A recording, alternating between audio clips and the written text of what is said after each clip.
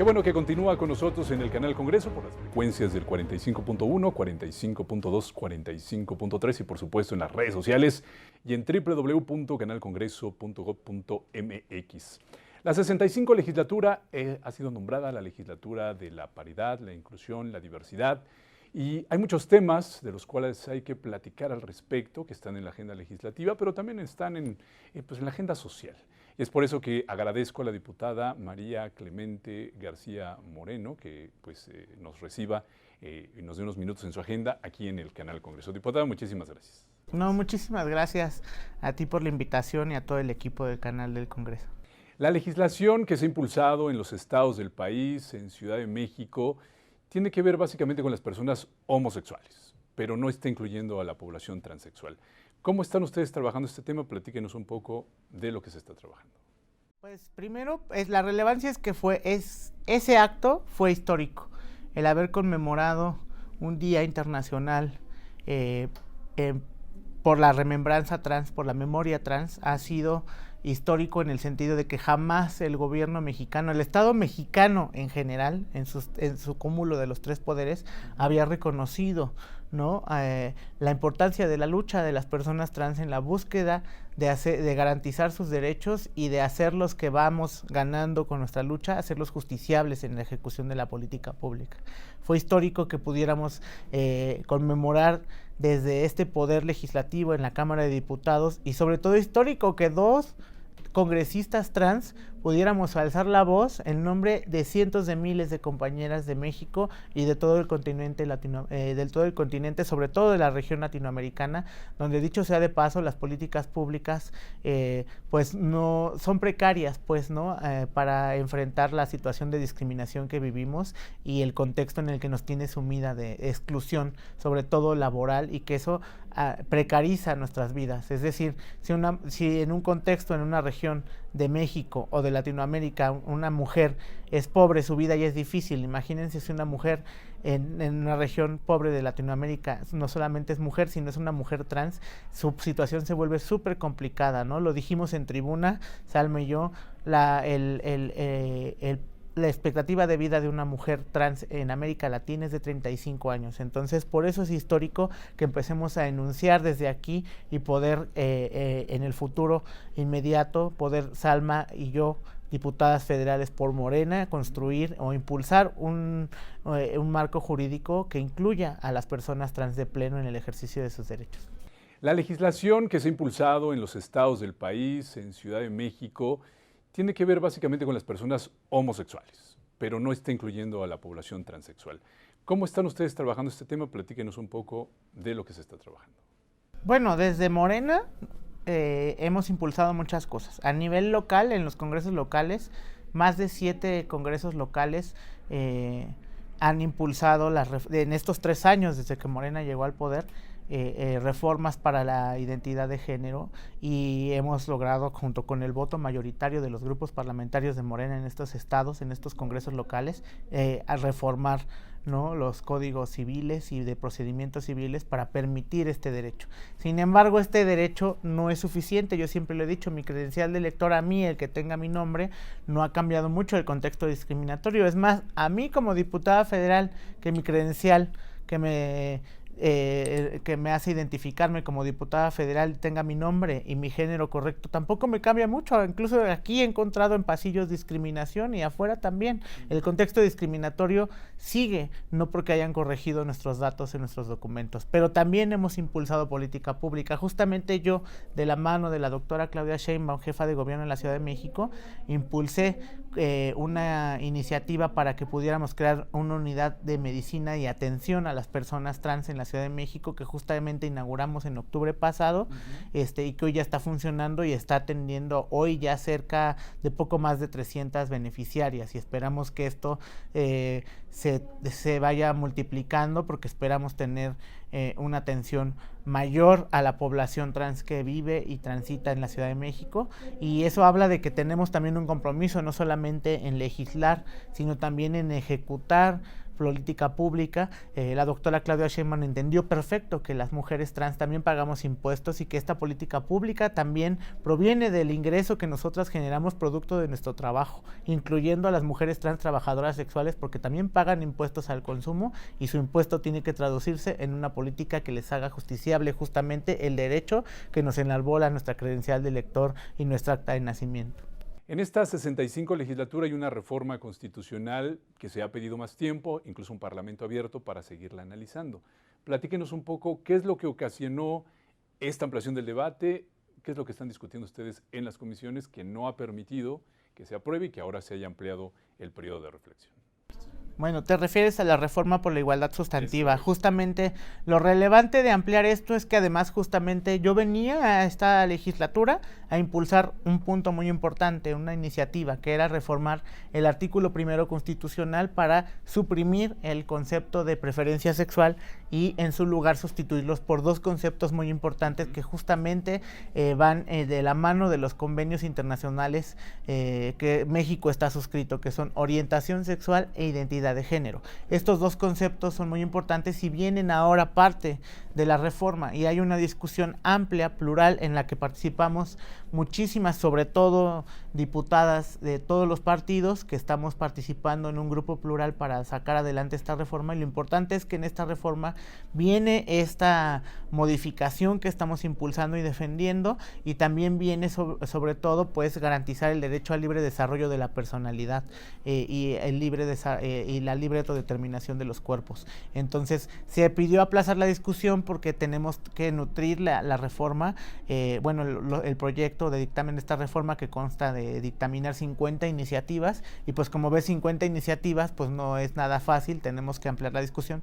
Viene de la 64 legislatura y en esta pues tenemos que nutrirla. Hay nuevas legisladoras que además traen nuevas narrativas y nuevas proposiciones que pueden nutrir muchísimo más, como yo, que pertenezco a esta legislatura y no estaba en la anterior donde inició este proyecto, y pues que estamos muy ávidas de poder nutrir y recibir justamente más voces que puedan enriquecer el ejercicio democrático del debate que estamos dando. Diputada, ¿cuál es la agenda que tiene usted en esta 65 legislatura? Además de todo esto que hemos platicado, usted trabaja otros temas. ¿Cuáles son los temas que tiene en su agenda legislativa?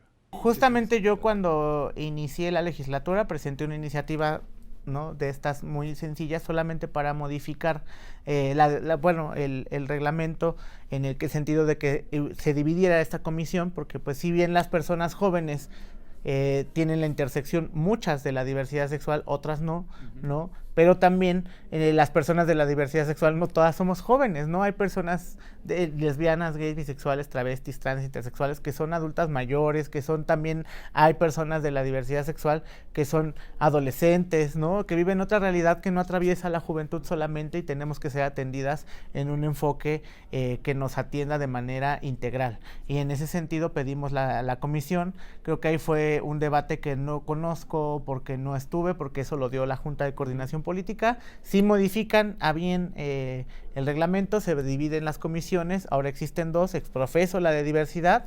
Justamente en su instalación yo fui muy incisiva, ¿no?, en que suprimir la palabra sexual suprimía todo, porque la diversidad pues es amplia. ¿Diversidad de qué? Pero la diputada presidenta de la comisión retoma esta idea, y ya hemos solicitado que se reconfigure el nombre para que se corrija este acto que excluye, por supuesto, a toda la población, que es la que debe de ser atendida, porque el tema LGBT es un tema que nos atraviesa principalmente la discriminación a partir de nuestra orientación sexual, nuestra identidad sexual y nuestras prácticas y características sexuales. Es decir, no tener la palabra sexual en el nombre de la comisión pareciera que no es relevante, pero simbólicamente significa mucho para nosotras y nosotros. En México, y no solo en México, también en el mundo hay un clima de crímenes por homofobia, por transfobia. ¿Cuál es el termómetro en estos momentos en nuestro país respecto a este tema? ¿Cómo se sienten ustedes en la comunidad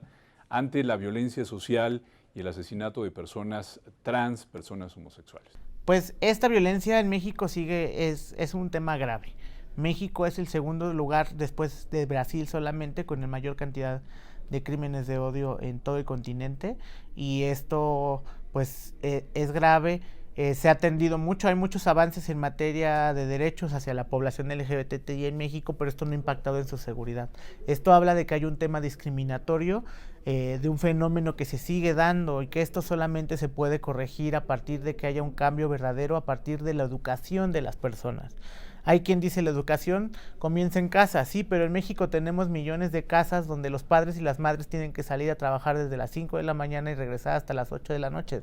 La educación de las niñas, niños, adolescentes en su ciclo formativo es facultad del Estado. Por eso tenemos una Secretaría de Educación Pública y una ley general y leyes, y todo un marco jurídico, no solamente una ley que garantiza la educación. Justamente la legislatura pasada se reformó cuando se tumbó la mal llamada reforma educativa de Peña Nieto, el grupo parlamentario de Morena, iniciativa de la diputada de la Piña, se ingresó el concepto de educación sexual en el artículo 3º constitucional, y en consecuencia el todavía secretario de Educación, Esteban Moctezuma, presentó el proyecto educativo de la Cuarta Transformación, que es la nueva escuela mexicana, donde ya vienen sus planes y programas de estudio educación sexual desde el nivel primaria para las niñas y los niños. Esto se detuvo por la pandemia, pero esperemos que ahora, con la maestra Delfina Gómez al frente de la Secretaría de Educación Pública, podemos darle continuidad a esto que ya reformamos aquí en la Cámara de Diputados, en el Congreso de la Unión,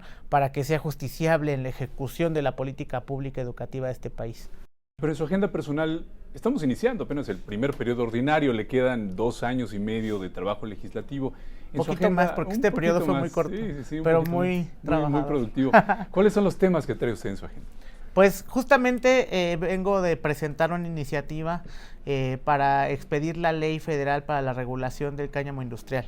Y esta iniciativa me parece bastante relevante porque el cáñamo, como lo dije en tribuna, está en un limbo, ¿no? En una regulación inexistente, ¿no? Si bien no está prohibida su producción y comercialización, no está regulada, entonces es una industria que no tiene pies y cabezas.